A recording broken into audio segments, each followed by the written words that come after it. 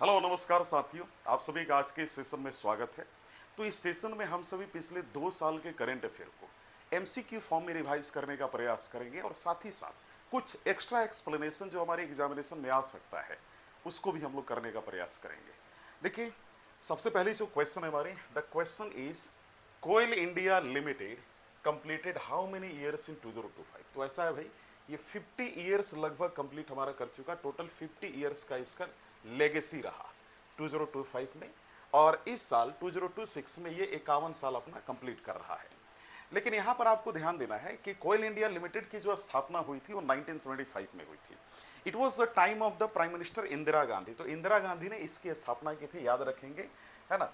और during this period, ये पूरे 50 साल के पीरियड में 2025 तक ये वर्ल्ड का सबसे बड़ा कोयल प्रोड्यूसिंग कंपनी बन चुका है ना। World's largest coal producing company, याद रखना है एग्जामिनेशन के लिए।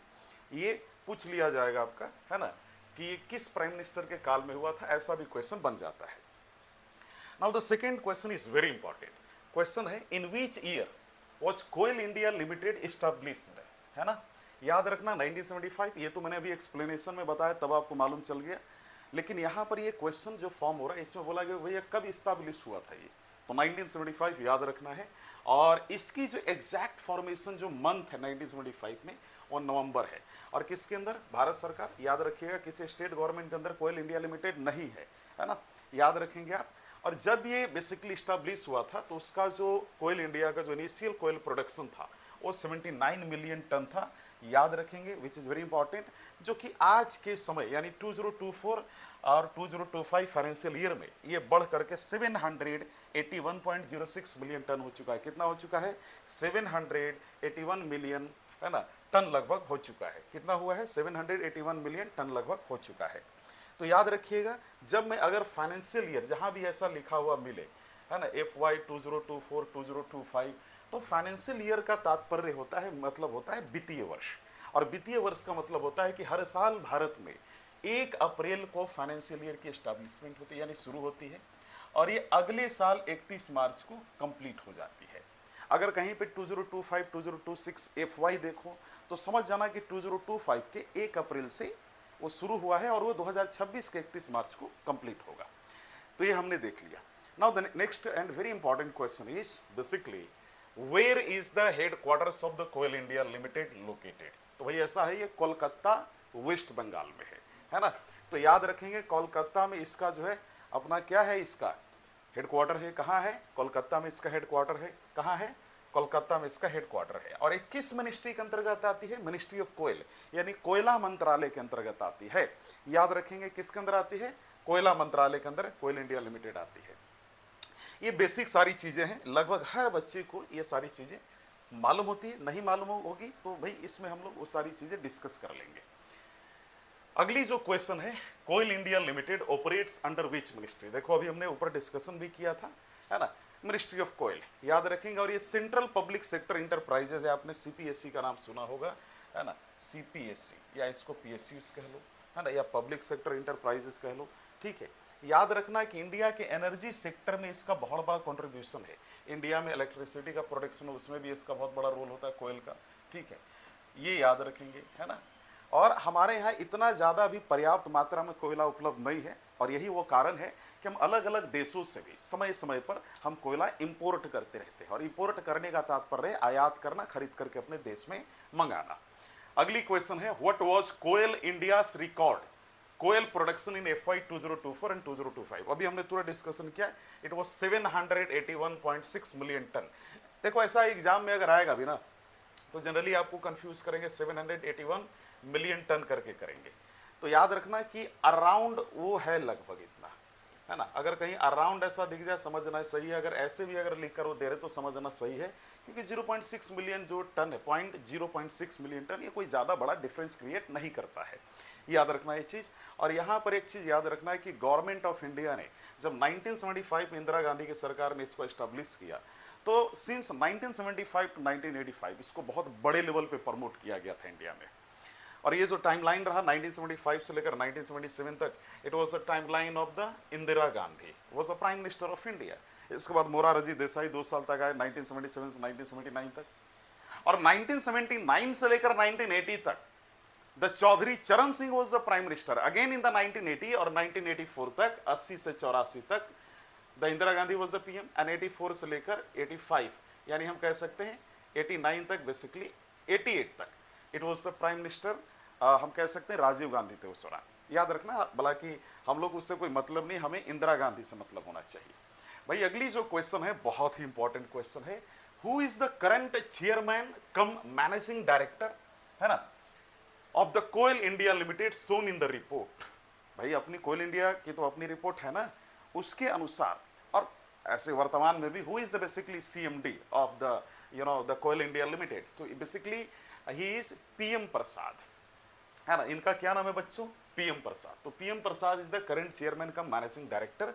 मैं आप सभी को बता दूं जुलाई 2023 में इन्होंने अब इस पद पर क्या है बैठा था, और ये बेसिकली इस सीएमडी के पोस्ट को यहाँ पर कोयल इंडिया लिमिटेड में एंजॉय कर रहे हैं। He is 39 year of experience, he has 39 year of experience in the field of mining and coal sector management. तो ऑफकोर्स इनको इस सेक्टर का काफ़ी डेप्थ नॉलेज है।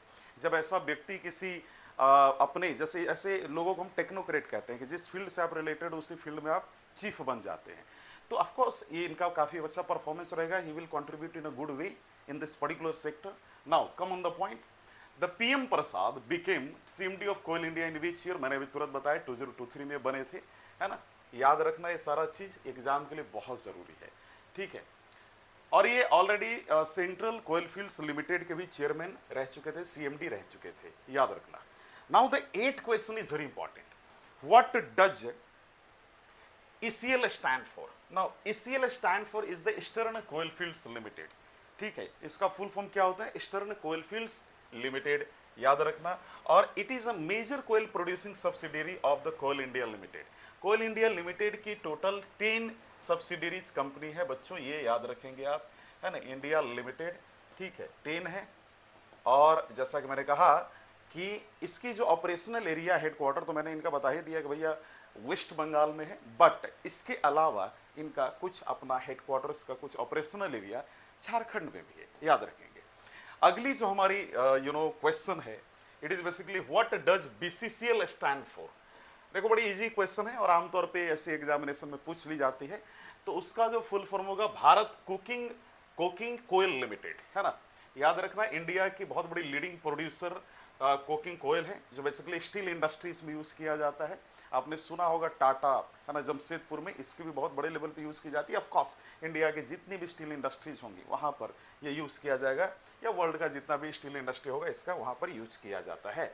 और इसकी हेड क्वार्टर कहाँ है, आपने सुना होगा धनबाद, झारखंड में, है ना, ये याद रखना, ठीक है। चलो भाई अगली जो है question, what does CCL stand for. Now, what is the meaning of CCL and what is the full form of CCL? तो सेंट्रल कोयल फील्ड्स लिमिटेड, याद रखना CCL का फुल फॉर्म सेंट्रल कोयल फील्ड्स लिमिटेड है, सबको याद होगा, है ना।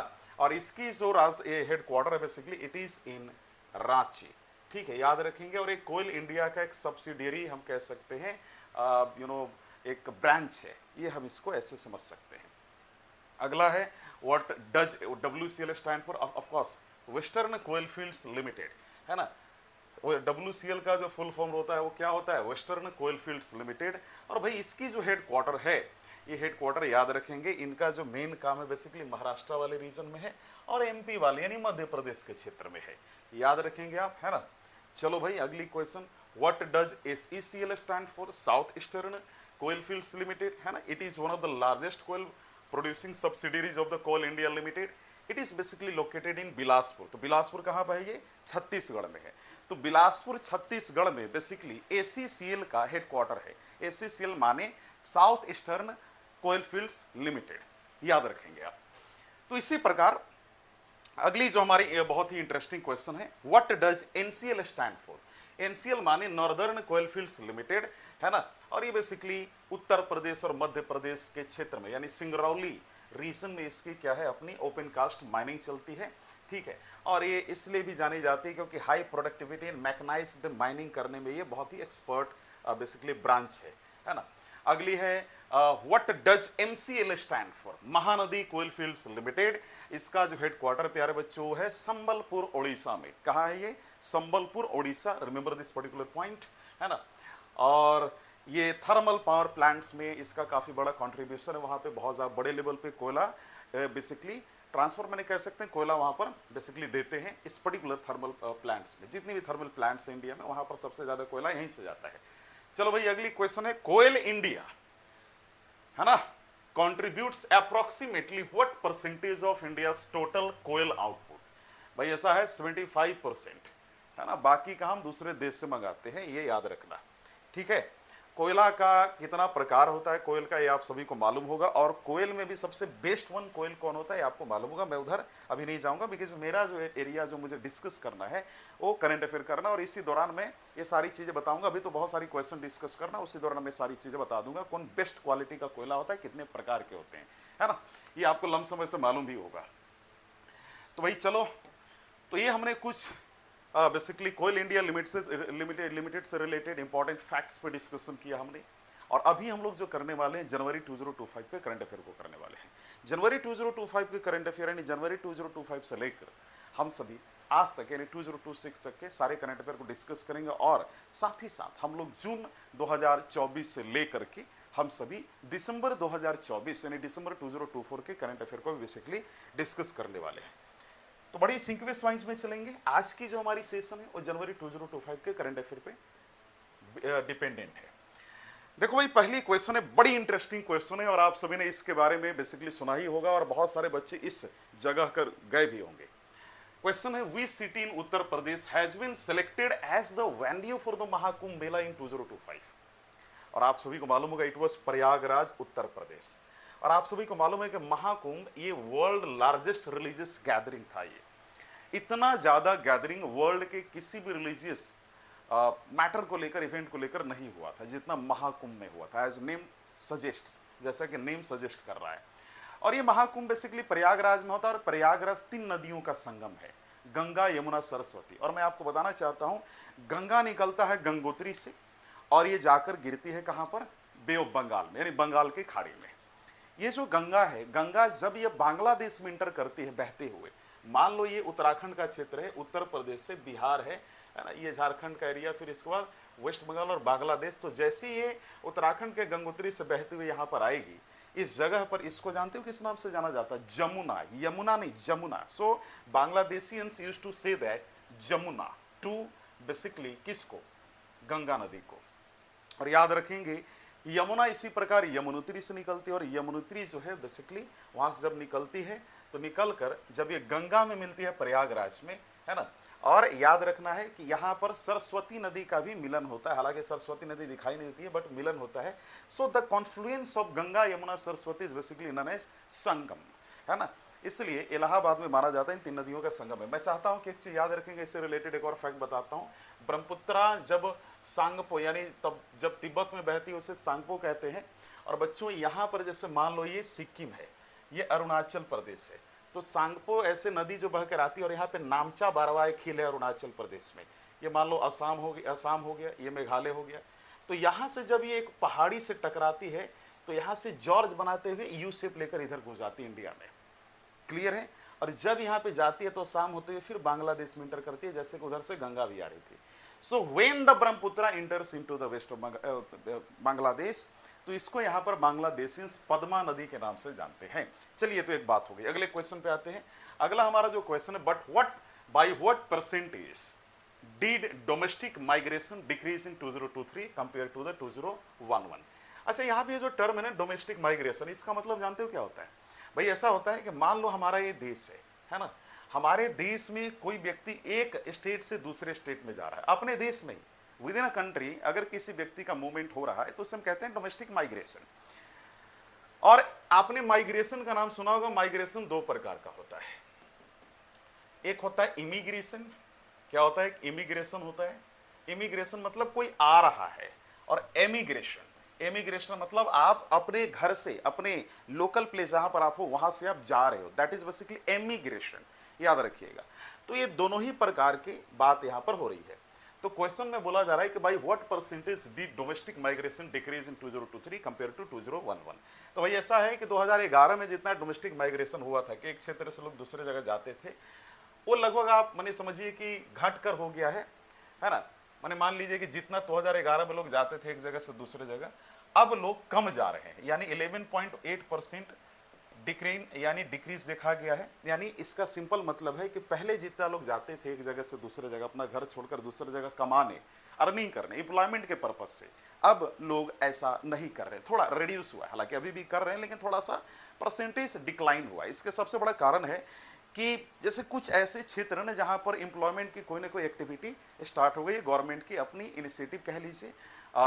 यहाँ पर याद रखना है कि गवर्नमेंट का इनिशिएटिव बहुत बड़ा रोल प्ले करता है, तो हो सकता है गवर्नमेंट का इनिशिएटिव वहाँ पर हुआ और इसलिए लोग अब वहाँ से अपने क्षेत्रों को छोड़कर दूसरे क्षेत्र में नहीं जा रहे हैं और इस कारण से डोमेस्टिक माइग्रेशन डिक्रीज हुआ है comparing to the 2011 to the 2023, है ना। तो अभी तो 2026 से और रिड्यूस हुआ है होगा, है ना।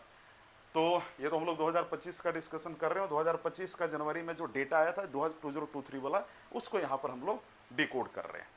अब अगर हम लोग अभी आगे बढ़ते रहेंगे और हम लोग जब 2026 के करंट अफेयर को डील करेंगे, है ना, तो उसमें भी हम लोग जो है बताएंगे कि भैया 2025 में क्या रिपोर्ट है और कितना लोग हटे हैं। ठीक है, देखो भाई अगली है question, Which organization revised the foreign trade policy 2023 to ensure stakeholder consultation? तो कह रहा है कि वो कौन सी ऐसी संस्था है जिसने फॉरेन ट्रेड पॉलिसी में कुछ सुधार किया है 2023 में, जिससे ये इंश्योर किया गया कि अब से जो भी ट्रेड होगा फॉरेन के मामले को लेकर उसमें स्टेक होल्डर्स यानी हर आदमी, हर व्यक्ति जो फॉरेन ट्रेड से रिलेटेड है उससे एक बार कंसल्ट किया जाएगा। तो उस संस्था का नाम है DGFT, है ना। क्या नाम है? DGFT। So what is basically DGFT? DGFT stands for directorate general of foreign trade, याद रखना। और ये जो पर्टिकुलर ऑर्गेनाइजेशन है ये ministry of commerce and industry के अंतर्गत आती है, याद रखेंगे। सो DGFT का ये काम है और DGFT ने उस पर्टिकुलर फॉरेन ट्रेड पॉलिसी 2023 में अमेंडमेंट किया है। अगला जो क्वेश्चन है हमारा, name the rapid transit corridor inaugurated by the prime minister Modi that connects Delhi and Meerut. So Meerut is in the UP, याद रखेंगे। तो उसका नाम है नमो भारत RRTS कॉरिडोर। ना व्हाट स्टैंड्स फॉर RRTS प्यारे बच्चों? It is basically regional rapid transit system. क्या है ये? Regional rapid transit system. क्या है? रीजनल रैपिड ट्रांजिट सिस्टम, याद रखना एग्जामिनेशन के लिए, है ना। और ये जो कॉरिडोर है इसका सबसे बड़ा बेनिफिट क्या मिलने वाला है कि जो एक जगह से दूसरे जगह जो जाने वाले लोग हैं उनकी जो है ट्रैवल टाइम रिड्यूस होगी, है ना। और इसके बाद थोड़ा सा कनेक्टिविटी स्ट्रांग होगा, यानी लोगों को सुविधा मिलेगा, इसलिए सारा चीज किया गया था। अगली जो क्वेश्चन है, इन विच सिटी, है ना। देखो जिस करंट अफेयर पे मुझे ऐसा लग रहा है कि एग्जामिनेशन के लिहाज से उसमें मुझे ज्यादा एक्सप्लेनेशन करना चाहिए, उसको मैं कर रहा हूं जो एग्जाम में पूछा जा सकता है। जिस क्वेश्चन में यानी जो हमारा टॉपिक है, जो हमारा अभी हम डिस्कशन कर रहे हैं MCQ, इसमें कई ऐसे टॉपिक होते हैं जिसमें ज़्यादा डिस्कशन की जरूरत नहीं, क्योंकि हम लोग का काफ़ी लंबा एक्सपीरियंस रहा है कोल इंडिया लिमिटेड को लेकर, इनके एग्जामिनेशंस को लेकर, तो उसी के अनुसार हम अब सभी को बता रहे हैं प्यारे बच्चों। अगली जो क्वेश्चन है, in which city has Aero India 2025, ध्यान से सुनना, be organised and slogan has been chosen for the event. तो भाई ऐसा है कि जो स्लोगन था वो था basically the runway to a billion opportunities, याद रखना, the runway to a billion opportunities, and it was organised in the Bengaluru in the Karnataka, याद रखेंगे। और ये इंडिया का बहुत बड़ा यानी premier aerospace and defence exhibition था। तो बेसिकली इसमें क्या हुआ था कि अलग अलग कंट्रीज के भी और ऑफ कोर्स इंडिया भी अपनी जो एरोस्पेस इनोवेशन है, एरोस्पेस के सेक्टर में और डिफेंस के सेक्टर में जो इनोवेशन है, जो हमारी टेक्नोलॉजीज है, वो हम बेसिकली शोकेस कर रहे थे बिफोर द वर्ल्ड, कि पूरी दुनिया देखे कि भाई यस वी हैव समथिंग। सब कोई अपना अपना नहीं होता है कि जैसे आप कभी जैसे आपने देखा होगा स्कूलों में साइंस एग्जीबिशन लगता था कि आपने कुछ बनाया, उसने कुछ बनाया और सब बेसिकली हम लोग दिखाते थे लोगों को, देखो भाई ये हमारी इनोवेशन है। तो वही इसी प्रकार से हुआ था, है ना। चलो भाई, और जिसको जो टेक्नोलॉजी अच्छा लगता है जो देश को, वो दूसरे देश से खरीद भी सकता है, तो इसमें ये भी था। तो चलो एक तरीके से मान लो एडवर्टाइजमेंट काइंड ऑफ था ये एग्जीबिशन। अगली जो क्वेश्चन है, what is the name of the portal introduced by the CBI to facilitate real time cooperation with Interpol. So Interpol United State की एक पुलिस यानी कह सकते हैं पुलिस डिपार्टमेंट है, यानी कह सकते हो डिपार्टमेंट है, और इसका फुल फॉर्म होता है इंटरनेशनल पुलिस। तो भारत सरकार ने CBI को ये कहा कि भाई ऐसा है कि तुम भारत पोल खोलो। क्या खोलो तुम? भारत पोल नाम की एक जो है तुम जो है पोर्टल खोलो जो बेसिकली एक ब्रिज के रूप में काम करेगा इंटरपोल और इंडियन पुलिस डिपार्टमेंट से या फिर इंडियन स्पाई एजेंसीज के बीच में, जिससे इंफॉर्मेशन शेयरिंग हो, है ना। तो ये बेसिकली इसलिए लाया गया था। ठीक है, चलो भाई अगली क्वेश्चन है, which city has been designated as the 69th railway division of India. हालांकि अभी तो रेलवे डिवीजन और इंक्रीज हो गई है, बट ये जनवरी 2025 का था इसलिए पूछा जा रहा है। तो जम्मू था बच्चों, ये याद रखेंगे। रेलवे डिवीजन्स बेसिकली इसलिए लाई जाती हैं, इसलिए बनाई जाती है नई नई रेलवे डिवीजन्स, ताकि रेलवे डिपार्टमेंट की एडमिनिस्ट्रेशन को और स्ट्रांग किया जाए, है ना। जैसे अगर मान लो अगर इतनी बड़ी हमारी इंडिया है, इतना बड़ा हमारा क्षेत्र है, और यहाँ पर अगर रेलवे डिवीजन्स कम होगा तो कैसे पूरे क्षेत्र का, रीजन का रेलवेज को एडमिनिस्टर किया जाएगा। कहीं ना कहीं तो कुछ ना कुछ रेड टैपिस यानी लेट लतीफ़ी या फिर कुछ इनएफिशिएंसी दिखेगी ही। तो इसलिए एफिशिएंट प्रोसेस के लिए और एडमिनिस्ट्रेशन को स्ट्रांग करने के लिए रेलवे डिवीजन्स क्रिएट किए जाते हैं, याद रखेंगे आप। ठीक है, चलो भाई, तो नॉर्दर्न इंडिया की एक स्ट्रैटेजिक डिवीजन के तौर पे जम्मू में से इस्टेब्लिश किया गया। अगली जो हमारी है, इंडिया रिसेंटली क्रॉस्ड, क्या क्रॉस किया है, cross the which milestone in metro rail network expansion. तो ऐसा देखो, आज के समय यानी जनवरी बेसिकली 2025 की अगर हम बात करें तो आप ये मान के चलिए कि लगभग 1000 किलोमीटर तक मेट्रो का एक्सपेंशन हो चुका है, और अभी तो और इंक्रीज हो चुका है। मतलब मोर देन 1000 किलोमीटर, याद रखना अगर एग्जाम में पूछा जाए तो more than 1000 kilometre will be the best. ठीक है ना, ओके। सो चलो भाई अगली आते हैं क्वेश्चन पे, in which district was the first photographic evidence of the Pallas cat, Pallas cat recorded in India। देखो भाई, पाला कैट जो होता है एक प्रकार की बिल्ली की प्रजाति है ना, ये बिल्ली की प्रजाति है। ठीक है, सामान्य बिल्लियों की तुलना में इनका जो साइज होता है बड़ा डिफरेंट होता है। ठीक है, तो ये किन्नौर हिमाचल प्रदेश में ये पाया गया है।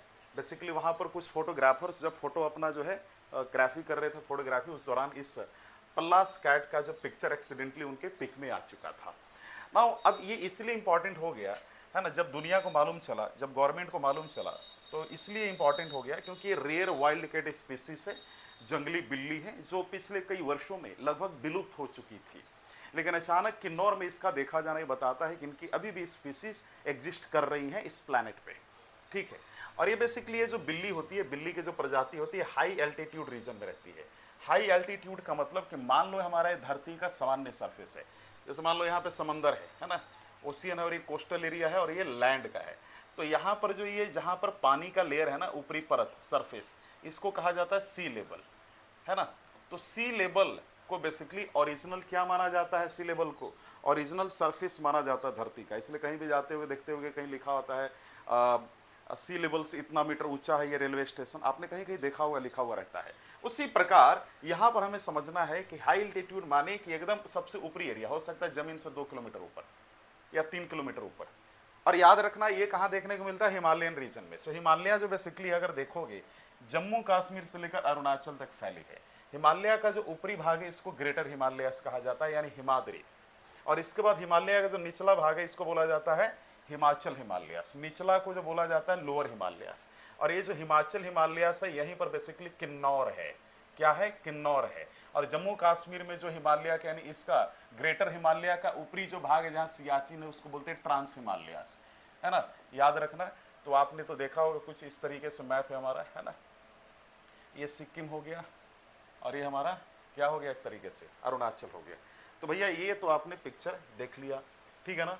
तो ये याद रखना, और ये बेसिकली गवर्नमेंट को ये भी इस चीज़ को लेकर जागरूक करती है, पल्लास कैट को मिलने का मतलब कि गवर्नमेंट को थोड़ा बायोडाइवर्सिटी को लेकर या फिर जैव विविधताओं को लेकर थोड़ा जागरूक होना होगा। Now the next question is very important. The question is which state pioneered India's first organic fisheries cluster. Organic fisheries cluster का मतलब हुआ कि एक ऐसा जगह जहां पर ऑर्गेनिक तरीके से, बिना किसी केमिकल, बिना किसी गलत टॉक्सिकेंट ड्रग्स या फिर दवाओं का उपयोग किए बिना एकदम बहुत ही ऑर्गेनिक तरीके से, नेचुरल तरीके से फिश का खेती करना, फार्मिंग करना, एग्रीकल्चर करना, है ना। जैसे आपने देखा होगा एग्रीकल्चर अगर फिश का हो रहा है, इसका तात्पर्य कि भाई तालाबों में जो फिश को, आपने देखा होगा गांव घर में, विलेजेस में कहीं कहीं पर, कि गांव में जो तालाब में कुछ फिश की प्रजाति को रख दिया जाता था, ओवर द टाइम में इंक्रीज हो जाते थे और उसको फिर पकड़ करके बेचा जाता था उसको। तो ये बेसिकली हुआ है सिक्किम में, याद रखना, सिक्किम यानी हमारी एक देश की, हमारी जो हमारे अपनी ये स्टेट है, ये देश की 22वीं राज्य है, याद रखना। When I talk about the Sikkim, तो याद रखना है कि हमारे इंडियन कॉन्स्टिट्यूशन की आर्टिकल 2 के अंतर्गत, जिसमें कहा गया है कि कोई ऐसा हिस्सा जो भारत का अपना क्षेत्र नहीं है, उसको अगर वो मान लो भारत में शामिल होना चाहता है, भारत में एडमिट होना चाहता है as a one of the most important particular state, या फिर एक राज्य के तौर पे भारत में ऐड होना चाहता है, तो आर्टिकल 2 के तहत, यानी आर्टिकल 2 इंडियन कॉन्स्टिट्यूशन के, ये पार्लियामेंट को, जो हमारे देश के सबसे बड़ी इंस्टीट्यूशन है लॉ मेकिंग में, उसको ये पावर देता है कि किसी भी बाहरी स्टेट को इंडिया में जोड़ सकता है। तो आर्टिकल 2 के अंतर्गत सिक्किम को इंडिया का राज्य बनाया गया था। इट वॉज इन, जो सिक्किम जो था हमारे देश का 22वां राज्य था, याद रखेंगे आप सभी, और ये इंदिरा गांधी के द्वारा किया गया था। इंदिरा गांधी के द्वारा ये राज्य बनाया गया था इन द 1975, याद रखेंगे। 36th कॉन्स्टिट्यूशनल अमेंडमेंट एक्ट 1975 लाई गई थी इंदिरा गांधी के द्वारा, है ना, याद रखना। हमारे संविधान में 36वां बदलाव किया गया था, और इसके तहत सिक्किम को हमारे देश का क्या बनाया गया था, ये 22वां राज्य बनाया गया था। अच्छा, ये जो बेसिकली लाया गया है, जो फिशिंग को लेकर जो हम लोग बेसिकली बात कर रहे हैं, फिशिंग प्रोडक्शन को लेकर, ये इसलिए लाया गया है कि ताकि फिश प्रोडक्शन को ऑर्गेनिक तरीके से प्रमोट किया जाए। अगली जो हमारी है, what amount of cashless medical assistance is available to road accident victims under the new schemes? It was 1.5 lakh for 7 days, याद रखना है ना, 7 दिन तक 1.5 लाख के आसपास मिलेगा। यानी 7, वैसा नहीं कि 7 दिन में डेली 1.5 लाख मिलेगा, 7 दिन के लिए 1.5 लाख रुपया मिलेगा, यहाँ पर ऐसी बात की गई है, याद रखेंगे आप, है ना। चलो भाई, अगली है, at which location in Delhi will the memorial of former president Pranab Mukherjee be established? It was Rajghat complex Delhi, याद रखना बच्चों। और ये हमारे 13वें प्रेसिडेंट थे, हमारे देश के 30 नंबर के प्रेसिडेंट थे, याद रखेंगे। अगली जो हमारी क्वेश्चन है, which foreign leader has been invited as the chief guest for India's Republic Day parade 2025? इनका नाम है प्राबोवो सुबियांटो, है ना। तो इनको अगर बढ़िया से प्रणन किया जाए तो प्रोनाउंसिएशन होता है प्रबाओ, है ना, सुबियांटो इनका नाम है, प्रबाओ सुबियांटो, है ना, प्रबाओ सुबियांटो। एंड ये इंडोनेशिया के करंट प्रेसिडेंट थे इन जनवरी 2025, याद रखिएगा। देखिए ऐसा है ना कि इंटरनेशनल जो करंट अफेयर्स है, यहाँ से बेसिकली कोयल इंडिया लिमिटेड के एग्जामिनेशन में बहुत कम पूछी जाती है, ज़्यादातर नेशनल करंट अफेयर्स पूछी जाती है, याद रखेंगे। अगला है, during which date is the Indus food 2025 exhibition schedule to take place? याद रखिएगा, इंडस फूड जो 2025 एग्जीबिशन था, ये बेसिकली जनवरी 8 और 10 के बीच में हुआ था 2025 में, 25 में। कब हुआ था? जनवरी 8 एंड 10 2025 में बेसिकली हुआ था। कब हुआ था? जनवरी 8 एंड 10 2025, यानी लगभग ये 3 दिन तक चली थी, 8, 9, 10, याद रखेंगे। अगली जो हमारी क्वेश्चन है, ये है, विच institution came into existence on January 1st 2015 after replacing as a planning commission of India? भाई ऐसा 1950 में भारत के इस प्लानिंग कमीशन का एस्टेब्लिशमेंट किया गया था नेहरू के द्वारा, the first prime minister of India. और ये प्लानिंग कमीशन इसलिए लाया गया था, योजना आयोग, ताकि भारत की जो 5 ईयर प्लान्स हैं, जो हमने यूएसएसआर से उस समय उधार लिया था, अभी रसिया हो गया उसका नाम, यूएसएसआर में जोसेफ स्टालिन ने 1928 में वहाँ का जो जनरल सेक्रेटरी था, उस देश का जो हेड था, उसने अपने देश की इकोनॉमी को डेवलप करने के लिए लाया था in the 1928। Over the time, जैसे जैसे समय गुजरा, we got independence in the 1947, और in the 1947 the Jawaharlal Nehru on the consultation with the consultation of his real friend Mahalanobis, PC Mahalanobis, आपने सुना होगा। तो नेहरू ने पीसी महालोनोबिस के साथ मिल करके बेसिकली एक मॉडल को चुना था भारत को डेवलप करने के लिए, and the model was 5 year plan. And हमारी जो पहली पंचवर्षीय योजना की जो गोल थी, वो थी agriculture, because agriculture is the backbone of the Indian economy.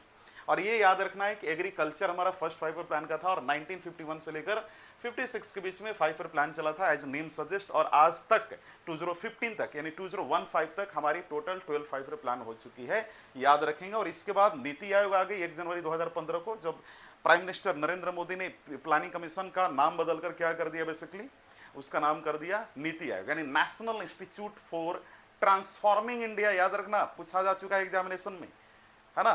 तो याद रखना, है आमतौर पे पूछती है, कोयल इंडिया लिमिट पूछ सकती है कि भाई इसका फुल फॉर्म बताओ, तो National Institute of Transforming India नहीं, National Institute for Transforming India. So please keep in the mind. Now come on the question. तो भाई ऐसा है कि इसकी जो गवर्निंग काउंसिल है, यानी हम कह सकते हैं जो अपना हेड ब्रांच, मतलब कहने का मतलब नीति आयोग के जो टॉप लेवल में जो लोग बैठे होते हैं बेसिकली कोई और नहीं, हमारे 28 राज्यों के सीएम और 8 यूनियन टेरिटरीज के एडमिनिस्ट्रेटर या जो भी वहाँ के हेड हों वो बेसिकली बैठे होते हैं और ये प्लान करते हैं कि कैसे इंडिया को डेवलप करना है, क्या क्या हमें पॉलिसीज लानी या फिर जो गवर्नमेंट ऑफ इंडिया की पॉलिसी चल रही है उसको कैसे इंप्लीमेंट करना ग्राउंड लेवल पे। अगली क्वेश्चन है, what is the name of the special train launched under the प्रवासी तीर्थ दर्शन योजना, प्रवासी तीर्थ दर्शन योजना for the Indian diaspora. So diaspora का मतलब होता है कि मान लीजिए आपके जो भैया हैं, है ना, भैया गए हैं दुबई में काम करने, है ना, कहाँ गए वो, दुबई में काम करने। See your brother is basically diaspora for India, जिसे तुम एनआरआई कहते हो, नॉन रेजिडेंट ऑफ इंडिया। सो ये डायस्पोरा है, ये याद रखना। तो उसके लिए कौन सी ट्रेन लाएगी भाई, प्रवासी भारतीय एक्सप्रेस, और ये लगभग 8000 किलोमीटर कवर करेगी, भारत की अलग अलग राज्यों से गुजरेगी, बेसिकली याद रखेंगे, है ना। इसके बाद ये याद रखेंगे कि फर्स्ट बेसिकली प्रवासी भारतीय दिवस आपने सुना होगा, भारत में पहली बार जो फर्स्ट प्रवासी भारतीय दिवस जब आयोजित की गई थी, इनॉग्रेटेड की गई थी, शुरू की गई थी, and that particular year was 2003, यानी 2003 में पहले प्रवासी भारतीय दिवस को सेलिब्रेट किया गया था इंडिया में। अगली जो हमारी क्वेश्चन है, what is the total investment announced by the government of India for the inland water transport development over the next 5 years. भाई ऐसा है कि जब मैं इनलैंड वाटर ट्रांसपोर्ट की बात करूं तो ऐसा याद रखना कि जो पानी जहाज का आपने नाम सुना होगा, सी का, तो आमतौर पे हम लोग क्या देखते हैं कि ट्रांसपोर्टेशन बेसिकली रोड के थ्रू होता है। रोड के थ्रू मतलब तुम रोड से जा रहे हो या फिर रेलवे से जा रहे हो। एक ट्रांसपोर्टेशन का माध्यम होता है एयरवेज, यानी फ्लाइट से हम कह सकते हैं, हेलीकॉप्टर से कह सकते हैं। एक जो ट्रांसपोर्टेशन का माध्यम होता है वाटरवेज, और वाटरवेज बेसिकली 2 प्रकार की होती है। एक होता है सी से रिलेटेड, यानी ओशियन वाटरवेज जैसे तुम कह सकते हो। जैसे आपने देखा होगा आमतौर पे कि कोई देश दूसरे देश के साथ ट्रेड कर रहा है, बल्क में बहुत ज्यादा मटेरियल किसी देश में एक्सपोर्ट कर रहा है या फिर इंपोर्ट कर रहा है किसी देश से। ये कैसे संभव है? क्या ये फ्लाइट से लाया जा सकता है मिलियंस ऑफ मैट्रिक टन, या फिर मैट्रिक टन भी कह लो, 1 मैट्रिक टन भी क्या फ्लाइट से लाया जा सकता है, एक्सपोर्ट इंपोर्ट किया जा सकता है? नहीं, बहुत कॉस्टली पड़ जाएगा। रेलवे से भी नहीं किया जा सकता, क्या डिफिकल्ट टेरेन है, अलग अलग जो है जमीनी आप कह सकते हैं भू आकृति है ना, जियोमॉर्फिक अलग अलग देशों का है, ठीक है। अगर तुमको यहाँ से ले जाना, मान लो तुमको ले जाना है ब्रिटेन में, इंडिया से, बहुत अलग अलग तुमको जो टॉपोग्राफी से सामना करना पड़ेगा। सबसे बेस्ट तरीका है, सस्ता तरीका, चीप तरीका है कि भैया आप एक काम कीजिए कि आप ओशियन रूट से जाइए, जहाज से जाइए।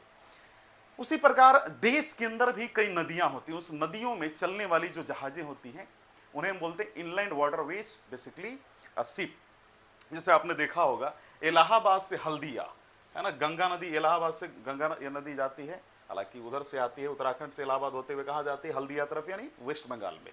अब ये जो बीच में जो पानी का जो रास्ता है ना, इसको बोलते हैं इनलैंड वाटरवेज, और इंडिया की सबसे बड़ी इनलैंड वाटरवेज है, याद रखेंगे, मोर देन 1000 किलोमीटर का है। टोटल 5 मेजर वाटरवेज है, इनलैंड वाटरवेज है, याद रखेंगे, ठीक है। तो हमारे देश में 14,500 नेविगेबल वाटरवेज हैं। अभी ये बढ़ करके लगभग 16,000 अराउंड हो चुका है, 16,000 किलोमीटर तक की नेविगेबल वाटरवेज है हमारे देश में, याद रखना। अगला जो क्वेश्चन है, which tunnel project is expected to significantly improve all weather connectivity. All weather connectivity मतलब कि हर मौसम में काम करने वाला कनेक्टिविटी या रोड कह सकते हो, बिटवीन कश्मीर एंड लद्दाख। तो उसका नाम है बच्चों जी मोड़ टनल। क्या नाम है इसका? जी मोड़ टनल। और ये जो टनल है कितनी लंबी है? Around 6.5 kilometre. और ये कहाँ पर है? सोनमार्ग में है, which is very beautiful, Sonamarg में है। और सोनमार्ग में से आप में से कई बच्चे विजिट भी किए होंगे। Sonamarg is very beautiful place, कभी विजिट करो भाई, पढ़ाई लिखाई के बीच में कुछ समय निकालकर कभी विजिट करने का प्रयास करो। अगला देखिए, अगली जो क्वेश्चन है हमारी, which navigation and safety mechanism was introduced in Assam, Assam की राजधानी Dispur, to strengthen inland water way transportation. तो भाई ऐसा है, उसका नाम है National River Traffic and Navigation System, NRTN-NS। क्या नाम है उसका?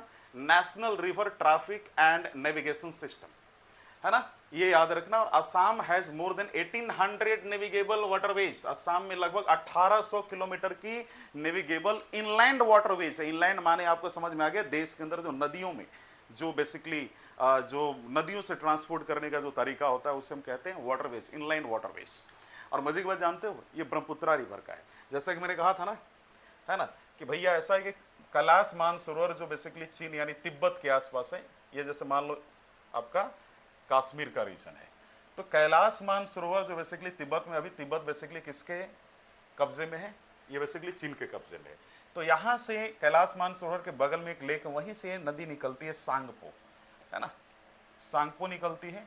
और सांगपो निकल करके, जैसा कि मैंने कहा कि यहाँ पर नामचा बरवा अरुणाचल में, है ना, हिमालय की ही एक जो है चोटी है, बेसिकली आप कह सकते हैं हिल है।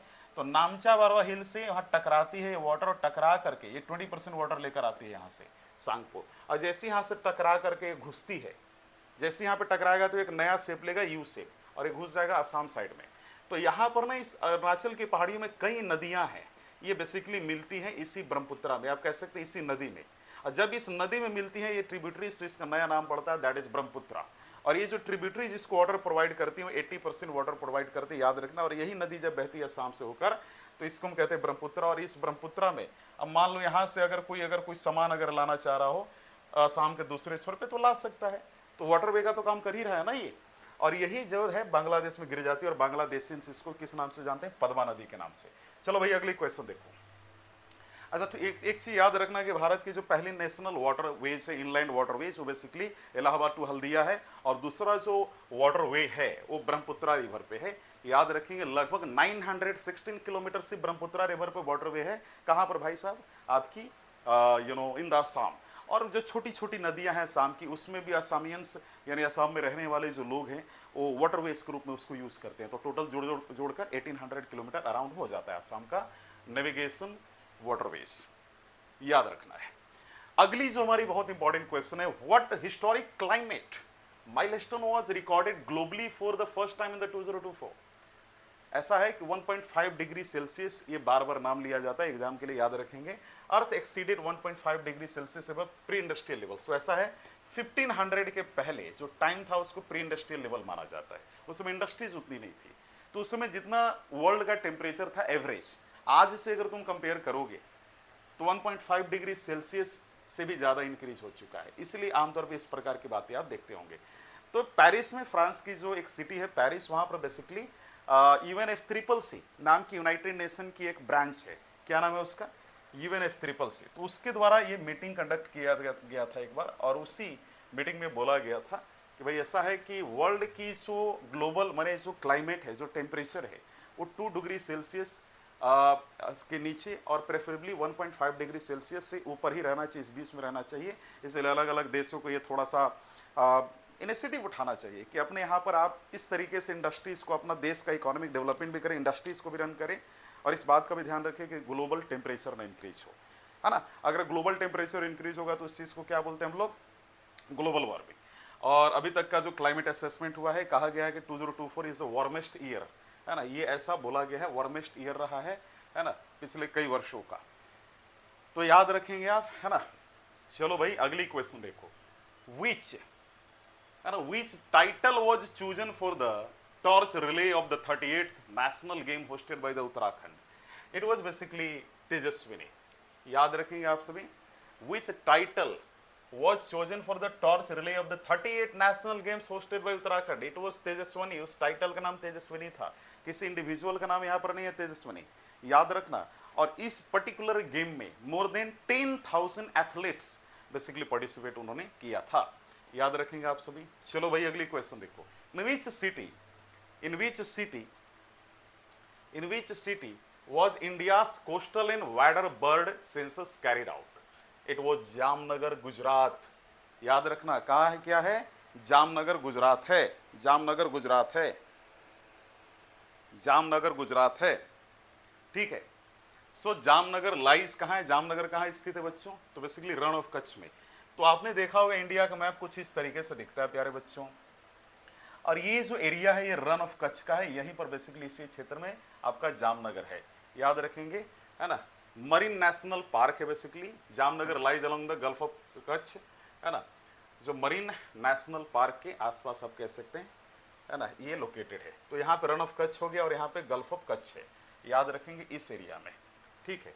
तो the census documented hundreds of bird species across Gujarat coastline. ये कोई नई चीज़ नहीं है ना। इस सेंसस में कहा गया है ना कि भाई ऐसा है कि हर साल हंड्रेड्स ऑफ बर्ड्स यहाँ पर माइग्रेट करती है, दूसरे देशों से आकर यहाँ पर। ये कोस्टल जो एरिया है, समंदर, ये जो यहाँ पर लैंड एरिया है इंडिया का, और इधर ओशियन है, तो इस कोस्टल एरिया में आकर वो बैठते हैं या फिर अपना माइग्रेट करते हैं, दूसरे देश से यहाँ पर आकर बैठते हैं।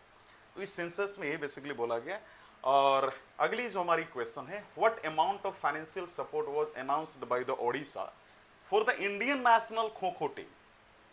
It was 15 crore. याद रखना है कितना अमाउंट जो है फाइनेंशियल सपोर्ट प्रोवाइड किया गया था Indian national kho kho team को, 15 करोड़ का। और याद रखिएगा कि जब मैं बात करूं, हालांकि हमारे पास 28 स्टेट्स हैं, लेकिन उन सभी स्टेट्स में ओडिशा का भी एक बहुत बड़ा रोल रहता है स्पॉन्सर को लेकर। स्पॉन्सरशिप को लेकर कहने का तात्पर्य है कि भाई ऐसा है कि देखो जो भी गेम होता है ना, वेदर इट इज़ क्रिकेट हो गया या फिर फुटबॉल हो गया, खो खो या जो भी गेम होती है, तो आपने देखा होगा कि अलग अलग जो है बड़े बड़े बिजनेसमैन या जो इंडिविजुअल होते हैं वो क्या करते हैं कि किसी गेम को स्पॉन्सर करते हैं, माने उसमें जो खर्चा होने वाला, जितना भी एक्सपेंडिचर होने वाला होता है उनके द्वारा उठाया जाता है, आपने देखा होगा। तो बेसिकली ओडिशा एक बहुत बड़ा स्पॉन्सर स्टेट बनकर उभरा है हाल के वर्षों में, है ना। और अभी तक के पिछले कुछ वर्षों में थाउजेंड्स ऑफ करोड़ जो है इन्वेस्ट कर चुका है ना, गेम को ऑर्गेनाइज करने के लिए। और ये किसी भी स्टेट के लिए अच्छी बात होती है कि आप अपने यहाँ पे स्पोर्ट्स को प्रमोट कर रहे हैं। अगली जो क्वेश्चन है बच्चों, who was appointed as the chief executive officer of the Delhi Waqf board? भाई हाल के वर्षों में वक्फ का मामला बहुत ज्यादा सीरियस रहा है, आपने सुना होगा। दिल्ली वक्फ बोर्ड 2025 में इसके कौन चेयरमैन, यानी चेयरमैन मान लीजिए चीफ एग्जीक्यूटिव ऑफिसर के रूप में इनको अपॉइंट किया गया? सो बेसिकली अजीमुल हक, याद रखना क्या इनका नाम है, अजीमुल हक। क्या नाम है? अजीमुल हक, याद रखना अजीमुल हक, अजीमुल हक। और दिल्ली वक्फ बोर्ड का ऐसा है कि इंडिया में जितनी भी वक्फ प्रॉपर्टीज हैं उन सबको यही हैंडल करती है ना। और आज इंडिया में 8 लाख एकड़ से भी ज़्यादा लैंड जो है वक्फ एसेट के तौर पे डिक्लेयर किया जा चुका है। और डिक्लेयर क्या किया जा चुका है, पहले से कुछ जो हमारी मुस्लिम कम्युनिटी थी उन्होंने कुछ लैंड को वक्फ के अंदर काउंट किया था, है ना। और उसी में से आज हमारी जो रिपोर्ट निकली गवर्नमेंट ऑफ इंडिया, उसमें कहा गया कि 8 लाख एकड़ से ज़्यादा लैंड आज वक्फ के अंतर्गत आती है। जो हमारी अगली क्वेश्चन है बच्चों, which position had doctor V Narayanan assumed in the January 2025? भाई ऐसा है कि V Narayanan basically ISRO chief बने थे, ISRO chief and space secretary बने थे गवर्नमेंट ऑफ इंडिया में। और इसरो का मालूम, आप इसरो का फुल फॉर्म आपको मालूम है, इंडियन स्पेस रिसर्च ऑर्गेनाइजेशन होता है ना। और इसरो बेसिकली हमारे देश में 1969 में स्टैब्लिश किया गया था by again the Indira Gandhi, of course there is no doubt, Indira Gandhi के द्वारा स्टैब्लिश किया गया था।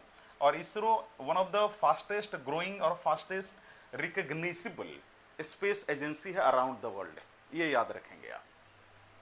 इंडियन स्पेस की जो बजट है 2024-2025 में जो बजट कंसिडर किया गया है गवर्नमेंट ऑफ इंडिया के द्वारा, 13,000 करोड़ से ज़्यादा जो है इन्वेस्टमेंट की बात की गई है ना, इसरो में, ये याद रखेंगे। अगली जो क्वेश्चन है स्पेस एजेंसीज में, what is the official brand name adopted for the Delhi Meerut RRTS, है ना, आरआरटीएस कॉरिडोर, आरआरटीएस कुछ लोग कहते हैं। What is the official brand name adopted for the Delhi Meerut RRTS corridor? So it was Namo Bharat, I have already discussed previously. And Delhi Meerut, है ना, RRTS corridor ये लगभग 82 किलोमीटर लंबा है। और ये जो सिस्टम है इसलिए ऐसा ये कॉरिडोर को डिजाइन किया गया है ताकि जो मेट्रो है वो लगभग 180 किलोमीटर प्रति घंटे के हिसाब से लगभग चल पाए, जिससे लोगों की जो है ट्रैवल टाइम रिड्यूस हो सके। और सेफ्टी का भी खास ध्यान रखा गया है क्योंकि इतनी स्पीड में चल रही है, सेफ्टी तो बहुत इंपॉर्टेंट है। Which organisation unveiled the trophies for the first Kho Kho world cup 2025, है ना। तो भाई ऐसा उसका नाम है KKFI। KKFI stand for kho kho federation of India. तो ये कहा गया है कि भाई जो 2025 में जब first Kho Kho world cup 2025 में हुआ था, तो भारत को कौन सी संस्था है जो ट्रॉफीज को लेकर उसने एक अपना कह सकते हैं कस्टमाइजेशन कि भाई ये ट्रॉफी हुआ, वो कौन सी ऐसी डिपार्टमेंट ऑर्गेनाइजेशन थी जो ये डिसाइड की थी बच्चों? उसका जो नाम था वो था KKFI, याद रखेंगे, kho kho federation of India. ये इंडियंस की ट्रॉफी के लिए था, ऐसा नहीं कि पूरे जो वर्ल्ड कप में जीतेगा उनकी ट्रॉफी कौन डिजाइन करेगा, इंडियंस के लिए, याद रखेंगे आप। चलिए, अच्छा, जब ये वर्ल्ड कप हुआ था खो खो का तो उसमें लगभग 24 कंट्रीज ने पार्टिसिपेट किया था, याद रखिएगा। अगली जो क्वेश्चन है, on which date is the national bird day observed every year? जनवरी 5, याद रखेंगे, है ना। और ये भी एक चीज मैं आपको बता दूं, इंडिया में बोला गया है कि India is the home of more than 1300 बड़ी स्पीसीज, लगभग 1300 से ज्यादा पक्षियों की प्रजाति का ये आवास है, ये घर है, इंडिया को माना जाता है। अगली जो हमारी क्वेश्चन है, 1 सेकंड रुक जाएंगे। What theme was announced for प्रवासी भारतीय दिवस 2025? ये आमतौर पे इस प्रकार की क्वेश्चन पूछ लेती है कोयल इंडिया में कि भाई ऐसा है कि मुझे ये बताओ व्हाट वाज द थीम, है ना, किसी भी पर्टिकुलर इवेंट को लेकर पूछ सकते हैं। यहां पर प्रवासी भारतीय दिवस 2025 को लेकर पूछा गया, तो याद रखिएगा डायस्पोरास कंट्रीब्यूशन टू अ विकसित भारत। क्या नाम है, क्या थीम था आपका, याद रखेंगे, अगेन रिपीट कर लीजिए, डायस्पोरास कंट्रीब्यूशन टू अ विकसित भारत, डायस्पोरास कंट्रीब्यूशन टू अ विकसित भारत। और याद रखेंगे जैसा कि मैंने कहा 2003 से प्रवासी भारतीय दिवस सेलिब्रेट किया जा रहा है, और लगभग इंडिया के 35 मिलियन यानी 35 मिलियन से ज्यादा लोग, लगभग 3.5 करोड़ से ज्यादा लोग भारत के बाहर रहकर काम करते हैं, जो कि भारत के ही नागरिक हैं। अगली जो हमारी क्वेश्चन है करंट अफेयर की, which city will be hosted arrow India 2025? Bengaluru, इससे रिलेटेड अभी हमने क्वेश्चन डिस्कशन किया है ना। और इसका जो है एरो इंडिया 2025 का जो शेड्यूल किया गया है ना, वो बेसिकली एक्सपो डिसाइड किया गया फरवरी 10 और फरवरी 14, यानी लगभग 5 डेज तक ये चलेगा, 10, 11, 12, 13, 14, याद रखेंगे आप, है ना। और बेंगलुरु इसको आमतौर पे इंडिया का एरोस्पेस कैपिटल भी कंसिडर किया जाता है। प्यारे बच्चों, जो अगली हमारी जो क्वेश्चन है, what position did India secure in the Henley passport index 2025? भाई ऐसा है कि इंडिया का जो रैंक आया था वो 85th था, और ये जो इंडेक्स है बेसिकली पासपोर्ट के आधार पर बेसिकली ये रैंकिंग निकालती है। इसमें क्या होता है कि कौन सा ऐसा देश है ना, जहां पर आप कह सकते हैं वीजा फ्री एक्सेस है, तो उसके आधार पर ये रिपोर्ट निकाली जाती है, और लगभग इसमें विश्व के 220 ट्रैवल डेस्टिनेशन की रैंकिंग निकाली जाती है, याद रखेंगे। अगली जो क्वेश्चन है, how many nations are participating in the kho kho? मैंने अभी थोड़ा डिस्कशन किया है वर्ल्ड 2025, तो 2025 में जो खो खो का वर्ल्ड कप हुआ था उसमें कितने कंट्रीज ने किया था? 24 कंट्रीज में, याद रखेंगे आप, है ना। और इसमें लगभग 6 महाद्वीप यानी महाद्वीपों के आप कह सकते हैं कंट्रीज इसमें पार्टिसिपेट कर रहे थे, याद रखेंगे। इसमें महिलाओं और पुरुषों यानी मेन एंड वीमेन दोनों को कंपटीशन में अलाउ किया गया था। Now the next one is which Indian state introduced the Parth Yojana, which is very important. Parth Yojana को किस राज्य के द्वारा इंट्रोड्यूस किया गया? मध्य प्रदेश है, और याद रखिएगा पार्थ का नाम ही है, पार्थ का नाम से ही क्लियर हो रहा है। अगर नहीं भी इसका अगर तुम्हें अगर ऑब्जेक्टिव याद होता है या किसे लॉन्च किया गया, तो थोड़ा तुक्का भी लगाकर, एलिमिनेशन टेक्निक भी लगाकर आप इसको सही कर सकते हैं एग्जामिनेशन में। हालांकि हम लोग देख लेते हैं, ये इसलिए बेसिकली मध्य प्रदेश सरकार ने लाया ताकि अपने राज्य के युवाओं को, यूथ की जो स्किल डेवलपमेंट है और एम्प्लॉयमेंट जनरेशन, मतलब ऐसा उनका स्किल डेवलप किया जाए ताकि वो आगे चल के फ्यूचर में अपना जो है नौकरी ले पाए, उनका एम्प्लॉयमेंट जनरेशन हो पाए, इसलिए बेसिकली लाया गया है। और याद रखेंगे मध्य प्रदेश इंडिया का सेकेंड लार्जेस्ट स्टेट है एरिया वाइज, है ना, याद रखेंगे लगभग 3 अरे ये उतना इंपॉर्टेंट नहीं है, बस इतना याद रखना इंडिया का जो है एरिया वाइज दूसरा सबसे बड़ा राज्य है, पहला Rajasthan. What action did RBI recently take regarding आशीर्वाद माइक्रो फाइनेंस? आशीर्वाद माइक्रो फाइनेंस एक भारत की फाइनेंस कंपनी थी, माइक्रो फाइनेंस कंपनी, इसके खिलाफ आरबीआई ने क्या रिसेंटली एक्शन लिया है? तो लेंडिंग रिस्ट्रिक्शन वर लिफ्टेड, है ना। जैसे इस पे याद रखना है कि आशीर्वाद माइक्रो फाइनेंस पे पिछले कुछ समय में एक रिस्ट्रिक्शन चल रहा था कि आप इतना ही उधार दे सकते हैं किसी भी व्यक्ति को, अब वो रिस्ट्रिक्शन इनके ऊपर से हटा लिया गया है। याद रखेंगे भारत में बहुत सारे माइक्रो फाइनेंसेस हैं, है ना, बहुत सारी कंपनियां माइक्रो फाइनेंसेस, बहुत सारी कंपनियां हैं, है ना। और ये क्या करती हैं बेसिकली कि बहुत ज़्यादा, माने सबसे ज़्यादा समझो कि लोकल लेवल पे इंडिविजुअल्स को बहुत ज़्यादा लोन देती है। और कहा जाता है, एक रिपोर्ट में भी गवर्नमेंट ऑफ इंडिया ने बताया कि भारत में, है ना, India's micro finance sector has a loan portfolio exceeding 4 lakh crore, यानी माइक्रो फाइनेंस के माध्यम से 4 लाख से ज़्यादा जो है लोन दिया जा चुका है ना, या दिया जाता है, यानी 4 लाख करोड़ से ज्यादा जो है लोन दिया जा चुका है भारत के इंडिविजुअल्स को, ये याद रखेंगे आप। अगली जो हमारी क्वेश्चन है, what metro rail achievement placed India among the world's top 3 metro networks? Very important question. तो भैया ऐसा है कि आंसर इसका होगा surpassing 1000 kilometre of the metro rail network. मैंने अभी तुरंत ऊपर में डिस्कशन किया था, क्वेश्चन अलग अलग तरीके से घुमाकर पूछी जा सकती है, याद रखेंगे। आज के समय इंडिया में जितनी भी अपनी सिटीज हैं उनमें से लगभग 20 से ज़्यादा सिटीज़ में, है ना, 20 से ज़्यादा इसलिए क्योंकि अभी गवर्नमेंट अभी ऑलरेडी मेट्रो कई सिटीज़ में बना रही है, ऑनगोइंग है, कंस्ट्रक्शन वे में है। तो लगभग 20 से ज़्यादा भारत के शहरों में मेट्रो आज संचालित हो रही है, और हो सकता है कल को गए आप ये समझिए कि अभी कुछ ही दिनों में 10-12 दिनों में और भी मेट्रोज का इनॉग्रेशन होने वाला अलग अलग सिटीज़ में, तो ये संख्या बढ़ भी सकती है ना। याद रखेंगे जहाँ पर शुरू में जब मेट्रो हमारा स्टार्ट हुआ था, है ना, 2014 में लगभग ये 250 किलोमीटर के आसपास मेट्रो का नेटवर्क था हमारे देश में। आज ये बढ़कर 1000 किलोमीटर हो चुका है, ये मैंने आप सभी को बताया है पहले भी जब मैं डिस्कशन कर रहा था।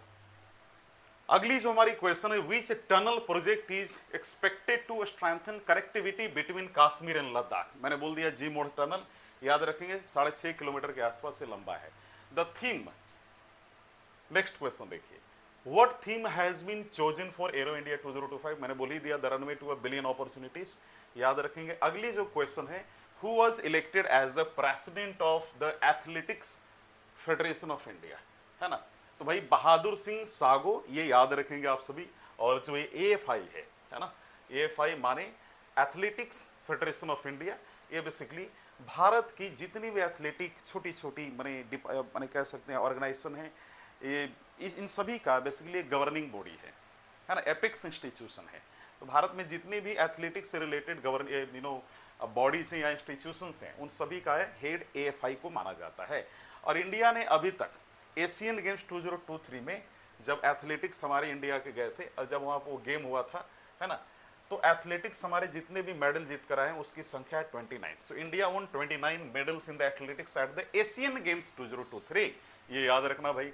अगली जो हमारी क्वेश्चन है, which platform was launched to facilitate real time Interpol coordination in India. मैंने अभी तुरंत बताया भारत पोल पोर्टल है, याद रखेंगे। इंटरपोल माने इंटरनेशनल पुलिस, भारत पोल जो है बेसिकली ये मिनिस्ट्री ऑफ होम अफेयर्स और CBI के द्वारा ये लॉन्च किया गया है, याद रखना। सो भारत पोल को किसके द्वारा लॉन्च किया गया? Ministry of home affairs and CBI। किसके द्वारा लॉन्च किया गया? Ministry of home affairs and CBI। So remember this particular point, है ना। चलो भाई, आज के समय जो इंटरपोल है वर्ल्ड के 196 कंट्रीज के पुलिसिंग सिस्टम से खुद को कनेक्ट करके रखी हुई है। कल को गए कोई अपराधी यानी कोई क्रिमिनल उस तरीके का उसके बारे में पता करना इंटरपोल को, या किसी भी देश का कोई भी पुलिस, किसी भी देश का जो पुलिस डिपार्टमेंट, अगर उसको किसी क्रिमिनल के बारे में पता करना है तो वर्ल्ड के किसी भी पुलिस डिपार्टमेंट से, किसी भी कंट्री के पुलिस से और खासतौर पे इंटरपोल से जानकारी साझा कर सकता है, पूछ सकता है ना। अगली जो क्वेश्चन है, which state hosted India's first coastal waterbird census at Jamnagar. मैंने अभी तुरंत बताया गुजरात। अगला है, व्हाट GDP ग्रोथ रेट, है ना, has NSO projected for India in 2024-2025। ये FY 2024-2025 की बात हो रही है। So if I am saying the FY यानी फाइनेंशियल ईयर 2024-2025 की बात हो रही है, और जो ग्रोथ रेट बच्चों बेसिकली प्रोजेक्ट किया गया है NSO के द्वारा, है ना, GDP के इंस्टेंस में वो 6.4% है। तो GDP ग्रोथ रेट कितना प्रोजेक्ट किया गया है NSO के द्वारा? 6.4%। कितना प्रोजेक्ट किया गया है? 6.4%। कितना प्रोजेक्ट किया गया है? 6.4%। सो याद रखिएगा, पूरे वर्ल्ड में जितनी भी कंट्रीज हैं उसमें इंडिया फास्टेस्ट ग्रोइंग इकोनॉमी है, याद रखेंगे आप। और हमारे देश में सर्विस सेक्टर जो है लगभग 50% से ज़्यादा कॉन्ट्रीब्यूशन करते हैं। इसका सीधा मतलब है कि भाई ऐसा है कि हमारी जो GDP अगर मान लो 100 रुपीज़ का है हमारे देश का, फॉर एग्जाम्पल सपोज कर लो, उसमें 50% से ज़्यादा जो है कॉन्ट्रीब्यूशन सर्विस सेक्टर का। सर्विस सेक्टर को टर्सरी सेक्टर कहते हैं। और आपको मालूम है इकोनॉमी की 5 सेक्टर होती है, प्राइमरी, सेकेंडरी, टर्सरी, क्वार्टनरी और क्विनरी। प्राइमरी में एग्रीकल्चर से रिलेटेड, सेकेंडरी में इंडस्ट्री से रिलेटेड, हमारा कोयल इंडिया जो लिमिटेड किस में आएगा? सेकेंडरी में आएगा। और इसके बाद जो सर्विस सेक्टर हो गया, जैसे मैं अभी क्या कर रहा हूँ सर्विस सेक्टर में हूँ। इसके बाद क्वार्टनरी सेक्टर में जो बेसिकली आता है डिसीजन मेकिंग वाले लोग, माफ़ करना, जो R&D वाले लोग आते हैं, साइंटिस्ट उसमें आते हैं, है ना, जो रिसर्च एंड डेवलपमेंट कर रहा है ना, साइंटिस्ट हो गया, स्ट्रैटेजी जो बना रहा है कंपनीज के लिए, तो वो सारे लोग किस में आएंगे? क्वार्टनरी में आएंगे। क्विनरी में बेसिकली होता है डिसीजन मेकिंग लेवल के लोग होते हैं, जो टॉप CEOs हैं, ब्यूरोक्रेट्स हैं, ये क्विनरी में आते हैं, याद रखेंगे। तो ऐसा है, जब अभी मैंने NSO का नाम लिया, NSO ने बेसिकली प्रोजेक्ट किया, लेकिन सवाल ये खड़ा हो जाता सर ये NSO क्या है? देखो, NSO का फुल फॉर्म होता है नेशनल स्टैटिस्टिकल ऑफिस। क्या इसका फुल फॉर्म होता है? National statistical office. और बेसिकली एक एजेंसी है ना, जो बेसिकली क्या किया गया है कि गवर्नमेंट ऑफ इंडिया के द्वारा एनएसओ और भारत की एक पहले से चली आ रही जो एक ऑर्गेनाइजेशन थी, ब्रांच थी, डिपार्टमेंट थी, उसका नाम था सीएसओ, सेंट्रल स्टैटिस्टिक्स ऑफिस। क्या नाम था? सेंट्रल स्टैटिस्टिक्स ऑफिस और नेशनल स्टैटिस्टिकल ऑफिस, इन दोनों को मर्ज करके एक नई इंस्टीट्यूशन बनाई गई है, national sample survey office. Sorry माफ करेंगे, तो एनएसएसओ और इसके बाद सीएसओ, उसको जो है बेसिकली मर्ज करके क्या बनाया गया? आपका एनएसओ बनाया गया। क्या बनाया गया? एनएसओ बनाया गया। तो नया जो नाम पड़ा है वो एनएसओ पड़ा है। और एनएसओ क्या करता है? बेसिकली देश की जीडीपी क्या करती है? ये कैलकुलेट करती है। यानी अगर आपने कहीं देखा होगा कि भारत की जीडीपी इतनी है, तो भाई ऐसा है कि भारत की जीडीपी कौन निकालती है? अभी वो एनएसओ निकालती है, नेशनल स्टैटिस्टिकल ऑफिस। याद रखना, जीडीपी कैलकुलेट करने का, जीडीपी का रिपोर्ट पब्लिश करने की जिम्मेदारी एनएसओ की है। भारत में पहली बार जो जीडीपी कैलकुलेट की गई थी वो 1950 के बाद की गई थी, है ना, 1951-52 के दौरान। और इस दौरान याद रखेंगे कि इस समय जो जीडीपी कैलकुलेट किया गया था वो सीएसओ के द्वारा किया गया था। तो जो पुराना नाम था एनएसओ का, उसका नाम सीएसओ था, लेकिन ओवर द टाइम सीएसओ और एनएसएसओ को क्या कर दिया गया? मर्ज कर दिया गया और नया नाम पड़ा एनएसओ, नेशनल स्टैटिस्टिकल ऑफिस। याद रखेंगे। प्यारे बच्चों, जो हमारी अगली क्वेश्चन है वो है करंट अफेयर की, what amount has been allocated for inland waterways development over 5 years. 5 सालों में भारत की इनलैंड वाटरवेज को डेवलप करने के लिए कितना पैसा गवर्नमेंट ऑफ इंडिया के द्वारा एलोकेट किया गया? 50 कह सकते हैं 1000 करोड़, यानी 50,000 करोड़ के आसपास जो है एलोकेट किया गया। 50,000 करोड़ के आसपास जो है एलोकेट किया गया है। चलिए अगली क्वेश्चन पे आते हैं बच्चों। अगला जो है क्वेश्चन, अच्छा एक चीज याद रखना, इंडिया में आज 5 मेजर वाटरवेज हैं। कितने हैं? 5 है। लेकिन लगभग आज हमारे कितने हो चुके हैं? ऐसे तो माइनर और मेजर मिलाकर 111 नेशनल वाटरवेज हो जाते हैं, लेकिन मेजर वन कितना है? 5 है। याद रखना, एक तो आपका ये पहला वाला हो गया हमारा जो इलाहाबाद हल्दिया हो गया, फिर दूसरा आपको याद है ब्रह्मपुत्रा, है ना, तीसरा फिर अभी उसमें एक महानदी ओडिशा वाली भी आ जाती है, फिर केरला का बैक वाटर, ऐसे बहुत सारे हैं, ऐसे 5 हैं टोटल, याद रखेंगे आप। फिर साउथ में एक है। अगली जो क्वेश्चन देखो, ये सब एग्जाम में नहीं पूछेंगे, बट मैंने आपको ये जानकारी दे दी है। और आज इंडिया में अगर एक जगह से दूसरी जगह लॉजिस्टिक्स ले जाना है तो उसमें वाटरवेज का बहुत बड़ा रोल होता है। लगभग 30 to 40% कॉन्ट्रीब्यूशन ये इनलैंड वाटरवेज का है। और लॉजिस्टिक माने क्या होता है? फॉर एग्जाम्पल मान लो कि ये फार्मिंग किया गया है ना, व्हीट का, गेहूं का उत्पादन किया गया। अब ये जो गेहूं है इसको क्या किया जाएगा? गेहूं यहाँ से खरीदेगी कंपनी, और खरीद करके लाएगी, इसको पीस कर आटा बनाएगी और इसके बाद बिस्किट्स रेडी होंगे। जो भी कंपनी है, जिसका भी एग्जांपल ले लो, मैं यहाँ पर बिस्किट कंपनी का एग्जांपल ले रहा हूँ। बिस्किट बनाएगी, बिस्किट बनेगा, जब फाइनल गुड बन जाएगा फिर इसको अलग अलग जो है कंज्यूमर के पास भेजा जाएगा, रिटेल्स के माध्यम से, होलसेल्स के माध्यम से। तो ये जो व्हीट खरीदने से लेकर फाइनल कंज्यूमर यानी हम और आप तक का जो पहुंचने का जो सफर है, जिसके बीच में उस आटा से बिस्किट का बनना, है ना, उसको ट्रांसपोर्टेशन के जरिए पहुंचाना, ये जो पूरा प्रोसेस है इसको लॉजिस्टिक्स कहा जाता है। क्या कहा जाता है? लॉजिस्टिक्स कहा जाता है। भाई चलो, इसरो के नए चीफ और सेक्रेटरी ऑफ स्पेस कौन बने? अभी मैंने थोड़ा डिस्कशन किया, डॉक्टर वी नारायणन है ना। याद रखना, इनसे पहले एस सोमनाथ साहब थे इसरो के चेयरमैन, याद रखेंगे। और अभी तक इसरो ने 400+ सैटेलाइट्स लॉन्च कर दिया है। और इसमें सिर्फ इंडिया का ही नहीं लॉन्च किया, इसमें अपने देश के अलावे और 34+ कंट्रीज के सैटेलाइट लॉन्च कर चुका है इसरो। जैसा कि मैंने कहा था, ISRO is the fastest growing and one of the most important space agencies around the world. अगली है, in which state was India first organic fisheries cluster launched? Sikkim. याद रखेंगे आप सभी, है ना। और यहाँ पर जो है फुल ऑर्गेनिक स्टेट, यानी फुल कहा गया 2016 में गवर्नमेंट ऑफ इंडिया के द्वारा। इवन सिक्किम ने खुद को 2016 में ये डिक्लेयर किया कि भाई हम ऐसे पहले स्टेट बन चुके हैं, है ना, जो खेती हो, फार्मिंग हो या कोई भी सेक्टर हो, उसमें पूरी तरीके से ऑर्गेनिक तरीके से हम काम कर रहे हैं। यानी Sikkim became the first organic state का माने है कि हर जगह, हर फील्ड में, खासतौर पे एग्रीकल्चर के फील्ड में यहाँ पर नेचुरल तरीके से खेती की जाती है, without using any fertiliser, urea वगैरह, बिना इसका यूज के ऑर्गेनिक खेती यहाँ पे किया जाता है। तो पहला है भारत का ऑर्गेनिक स्टेट, याद रखना प्रीलिम्स के लिए। इसकी जोग्राफिकल एरिया 7096 स्क्वायर किलोमीटर है, याद रखना। अगली क्वेश्चन है, under which scheme was the प्रवासी भारतीय, है ना, express tourist train introduced for the Indian diaspora? Again प्रवासी भारतीय एक्सप्रेस, याद रखेंगे, ये मैंने आप सभी को बता दिया है। अगली जो हमारी क्वेश्चन है बच्चों, what initiative was launched by the MBMC and NITI Aayog to support women engaged traditional snack production, snack आप सभी जानते होंगे, तो उसका नाम है फरल सखी इनिशिएटिव। क्या नाम है? फरल सखी इनिशिएटिव। इस इनिशिएटिव को लॉन्च किया गया एमबीएमसी नीति आयोग के द्वारा, दोनों के द्वारा मिलकर। ये जो इनिशिएटिव है बेसिकली महिलाओं को एंटरप्रेन्योरशिप में प्रमोट करती है ना।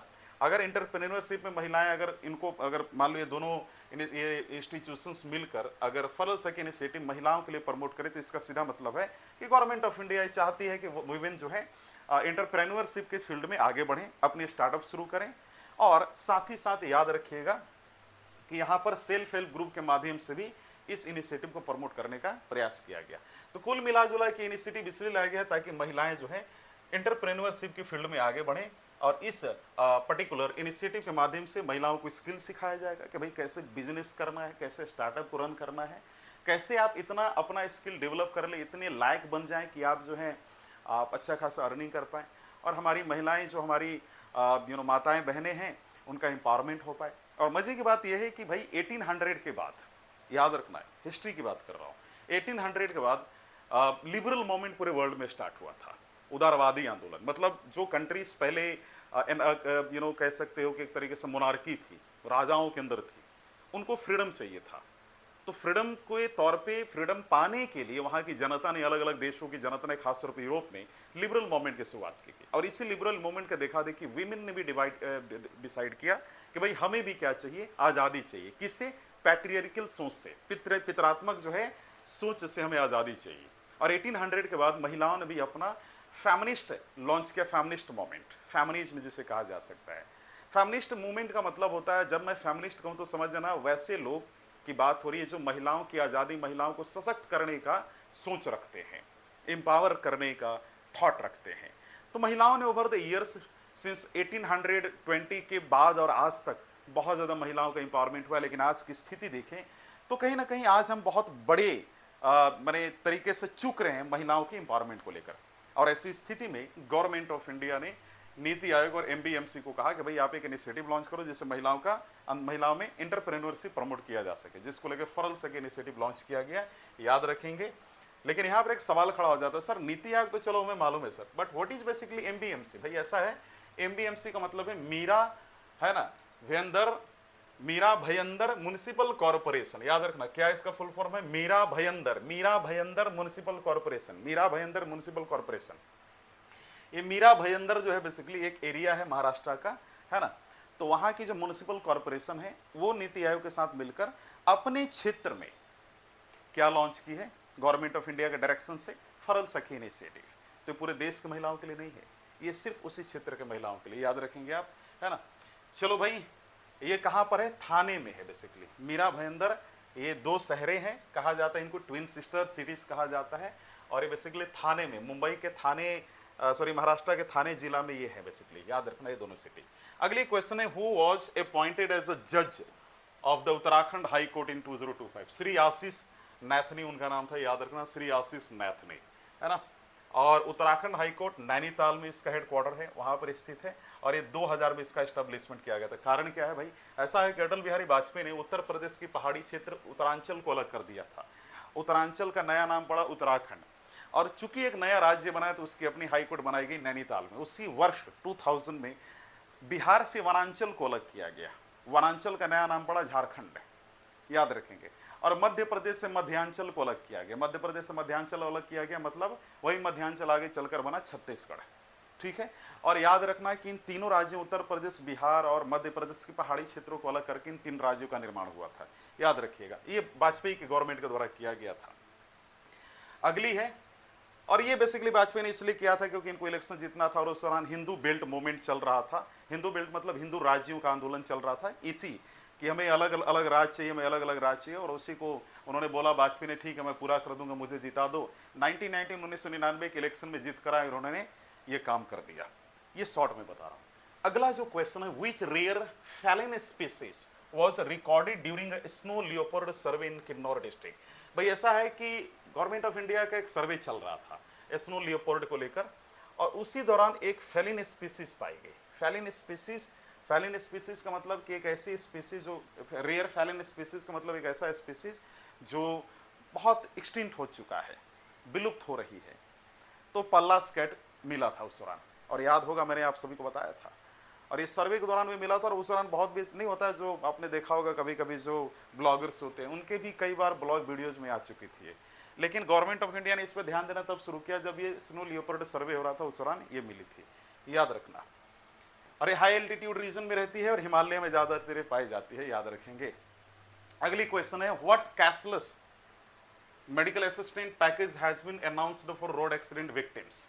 जो लोग रोड एक्सीडेंट में मर जाते हैं या पीड़ित हो जाते हैं, तो जो लोग पीड़ित हो रहे हैं, जो मर गए उनकी तो अलग बात छोड़ो, लेकिन जो लोग मान लो थोड़ा सा घायल हो चुके हैं, एक्सीडेंट में बहुत ज़्यादा उनका कुछ ना कुछ नुकसान हुआ है, वैसे लोगों के लिए, जो इंज्योर्ड हुए हैं वैसे लोगों के लिए 1.5 लाख रुपया 7 डेज के लिए ये बात की गई गवर्नमेंट के द्वारा कि हम देंगे आपको, ताकि आप अपना ट्रीटमेंट करा सकें। अगली जो क्वेश्चन है वो है हमारी, according to the 2024 CloudSEK report, एक रिपोर्ट 2024 में रिलीज कर की गई थी, CloudSEK report. What was India's global position in terms of cyber attacks. भाई ऐसा है कि आज के समय सबसे बड़ी चुनौती हमारे पास साइबर अटैक की। अगर आपके पास लैपटॉप या फोन है, cyber attack is common basically, और आपके फ़ोन में कहीं ना कहीं किसी न किसी तरीके से वायरसेस होंगी, हर किसी के फ़ोन में होता है। लेकिन साइबर अटैक को लेकर इंडिया का क्या पोजीशन है? देखो, इंडिया का सेकंड जो है रैंक है globally among the most targeted countries में। जितनी भी कंट्रीज अराउंड द वर्ल्ड जो हैकर्स हैं, जो अटैकर्स हैं, उसमें इंडिया को सेकंड पोजीशन पर रखते हैं टारगेट को लेकर। यानी इंडिया में जितनी भी आपकी कंप्यूटर है या फ़ोन है या जो भी आपकी इलेक्ट्रॉनिक आइटम्स है जो बेसिकली इंटरनेट के माध्यम से चल रहा है, तो उसको अटैक करने के लिए, साइबर अटैक करने के लिए हैकर्स की सेकंड सबसे पसंदीदा कंट्री मानी जाती है ये। और ये अच्छी बात नहीं है, बहुत गलत बात है। आप एक तरीके से थ्रेट में हो, है ना, तो याद रखना। लेकिन इसके लिए गवर्नमेंट ऑफ इंडिया ने बहुत ज़्यादा काम किया। आप सभी को मालूम होगा यूपीएससी की एग्ज़ाम लेती है, central services all India services की। तो अभी बात चल रही है पार्लियामेंट में कि भारत में एक जो है सर्विस ओपन की जाएगी, कुछ वर्षों में आपको दिख जाएगा, इंडियन साइबर सिक्योरिटी सर्विस, ऐसा करके एक सर्विस भी ओपन करने की विचार की जा रही है पार्लियामेंट के द्वारा। बहरहाल आज के लिए इतना ही बच्चों, फिर मिलेंगे कल के एक नए सेशन में और कुछ नए और मोस्ट इंपॉर्टेंट करंट अफेयर को लेकर। मुझे उम्मीद है कि आपको ये सेशन बहुत पसंद आया होगा, और अगर आपके कुछ सुझाव है तो प्लीज़ कमेंट सेक्शन में जरूर बोलें। और फिर से कल की जो लेक्चर होगी पूरी एनर्जी और पूरे बढ़िया फैक्ट और बढ़िया करंट अफेयर के साथ जो आपके एग्जामिनेशन में आए, क्वालिटी करंट अफेयर क्वेश्चन के साथ आऊँगा मैं। और आज के लिए इतना ही, फिर मिलेंगे बच्चों, धन्यवाद।